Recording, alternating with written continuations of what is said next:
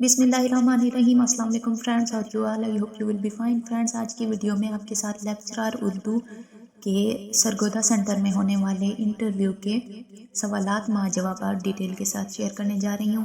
तो चलें बिना टाइम वेस्ट किए वीडियो स्टार्ट करते हैं। वीडियो स्टार्ट करने से पहले मेरी आप सबसे रिक्वेस्ट है कि अगर आप मेरे चैनल पे नए हैं तो काइंडली मेरे चैनल को सब्सक्राइब कीजिए और बेल आइकन को प्रेस कीजिए ताकि डेली आने वाली इन्फॉर्मेटिव वीडियोस बर वक्त आपको मौसूल हो सके।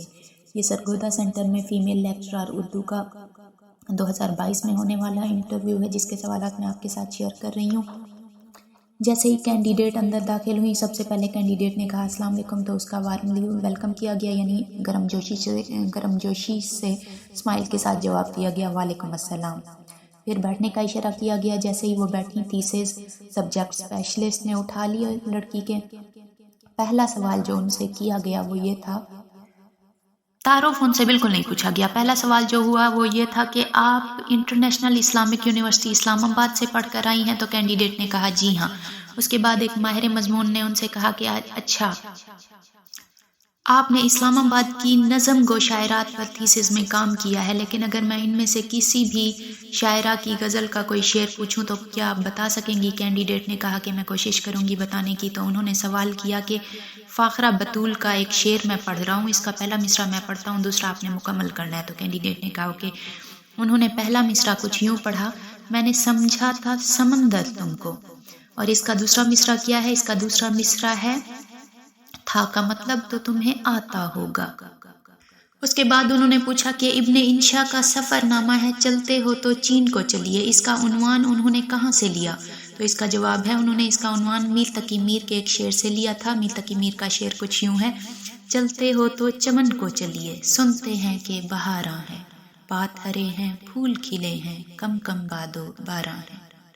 उसके बाद पूछा कि कौन सा शायर आपको पसंद है? तो कैंडिडेट ने कहा कि मुझे अल्लामा इकबाल और फैज़ अहमद फैज़ पसंद है। फिर उन्होंने कहा कि क्या इन दोनों शोरा में से हम किसी का शेर पढ़ें, आप तशरीह कर पाएंगी? तो कैंडिडेट ने कहा जी हाँ बिल्कुल। तो उन्होंने अल्लामा इकबाल का एक शेर पढ़ा, दश्त तो दश्त है दरिया भी न छोड़े हमने, बहरे जुल्मात में दौड़ा दिए घोड़े हमने।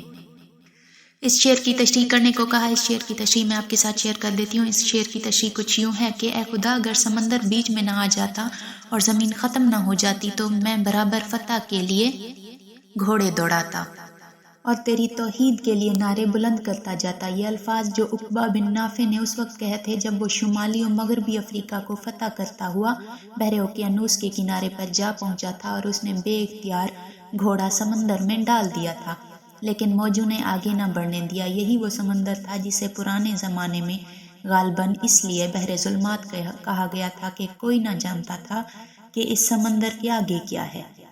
ये एक तलमीही शेर है जिसमें उक़बा बिन नाफ़े के कौल को बयान किया गया है। उक़बा बिन नाफ़े कौन था? वो इस्लाम के इब्तदाई दौर का नामवर फातेह और बड़ा सप्पा सालार था।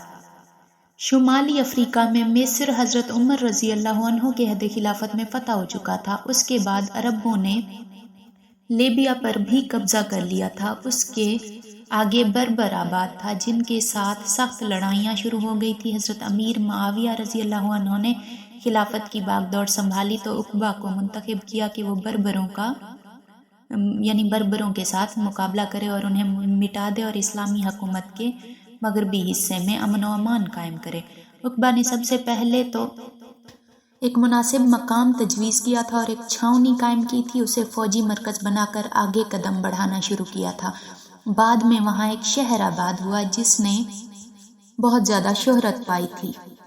उक़बा ने नए मरकज़ यानी उस नए शहर से पेशकदमी शुरू की थी तो बर्बर उनका मुकाबला न कर सके थे। उक़बा शहरों पर शहर फतह करता हुआ शुमाली अफ्रीका की आखिरी हद तक पहुँच गया था। वहीं उसने वो अल्फाज कहे थे जिनसे तारीख़ का ऐवान हमेशा गूंजता रहेगा। अल्लामा इकबाल ने शिकवे में इसी वाक़ये की तरफ इशारा करते हुए कहा है कि दश्त तो दश्त है सहरा भी न छोड़े हमने, बहरे जुल्मात में दौड़ा दिए घोड़े हमने। उसके बाद उन्होंने अल्लामा इकबाल के एक फ़ारसी शेर का मिसरा पढ़ा, वो कलीम बेतजल्ली वो मसीह बेसलीब। फिर इस शेर को मुकम्मल करने को कहा। इस शेर का दूसरा मिसरा कुछ यूँ है, नीस्त पैगम्बर ओ लेकिन दर बगल दात किताब। फिर उन्होंने इसी फ़ारसी शेर के मुतालिक पूछा कि ये शेर अल्लामा इकबाल ने किसके मुतालिक लिखा था? تو اس کا جواب ہے کہ یہ علامہ اقبال نے کارل مارکس کے لیے لکھا تھا۔ پھر انہوں نے پوچھا کہ ایک محاورہ ہے پانی میں آگ لگانا، اس کا مطلب کیا ہے؟ اس کا مطلب ہے ٹھنڈے مزاج کو متحمل مزاج کو بھڑکا دینا، یعنی غصہ دلا دینا۔ اس کے بعد انہوں نے پوچھا کہ کیا آپ نے تنقید پڑھی ہے؟ کینڈیڈیٹ نے جو بھی جواب دیا، پھر انہوں نے سوال کیا کہ حسن عسکری کو پڑھا ہے آپ نے؟ پھر کینڈیڈیٹ سے انہوں نے سوال کیا کہ حسن عسکری کے تنقیدی مباحث کے بارے میں بتائیں۔ اس کا جواب کچھ یوں ہوگا: حسن عسکری تنقید کے حوالے سے کسی قسم کا تعصب نہیں رکھتے تھے، سچی بات بے جھجک کہہ دیتے تھے، شاید اس لیے کہ وہ ہمیشہ متنازع نقاد رہے۔ حسن عسکری کسی شاعر یا کسی ادیب کا جائزہ مروجہ اصولوں کے تحت نہیں کرتے تھے، بلکہ وہ بت شکن ہیں۔ ان کے نزدیک جب تک چیزوں کے بارے میں ہمارا طرز احساس نہیں بدلے گا، اس وقت تک نئی صداقتیں ہمارے سامنے نہیں آ سکتی۔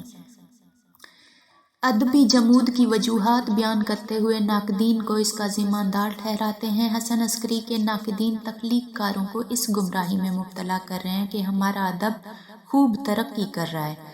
ہمارے شاعروں نے مغربی ادب کی طرح پھولوں اور چڑیوں پر جو کچھ لکھا بالکل غلط ہے۔ مغربی ادب اپنی تہذیبی روایات اور ضروریات کو پورا کرتا ہے، بالکل اسی طرح اردو ادب کو بھی مشرقی روایات، تہذیب اور ضروریات کو مد نظر رکھنا چاہیے۔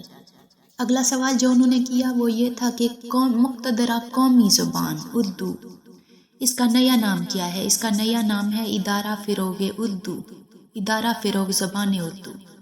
پھر انہوں نے سوال کیا کہ قومی زبان کو کون سا ادارہ شائع کرتا ہے؟ قومی زبان کو کراچی کا ایک ادارہ شائع کرتا ہے۔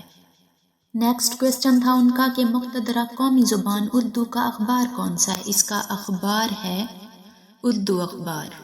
اس کے بعد انہوں نے سوال کیا کہ اچھا یہ بتائیں کہ آپ کی یونیورسٹی، پہلے یونیورسٹی کا میں نے اوپر ذکر بھی کیا ہے کہ وہ کس یونیورسٹی کی اسٹوڈنٹ تھی؟ کینڈیڈیٹ انٹرنیشنل اسلامک یونیورسٹی اسلام آباد کی اسٹوڈنٹ تھی۔ انہوں نے کہا کہ آپ کی یونیورسٹی سے ایک رسالہ شائع ہوتا ہے، وہ کون سا ہے؟ تو اس یونیورسٹی سے معیار شائع ہوتا ہے۔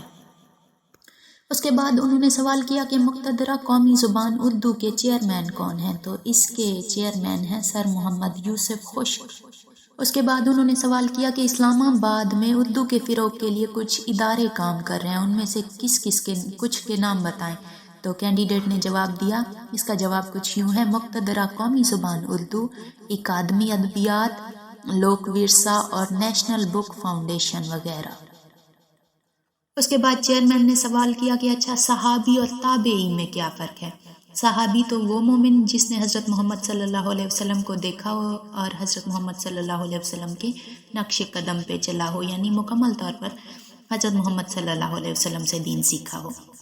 جبکہ تابعی وہ شخص جس نے بحالت ایمان کم از کم ایک صحابی رسول صلی اللہ علیہ وسلم سے استفادہ کیا ہو اور ایمان کی حالت میں مر گیا ہو، اور خاص کر اسے تابعی کہتے ہیں جس نے کوئی دینی بات صحابی سے روایت کی ہو۔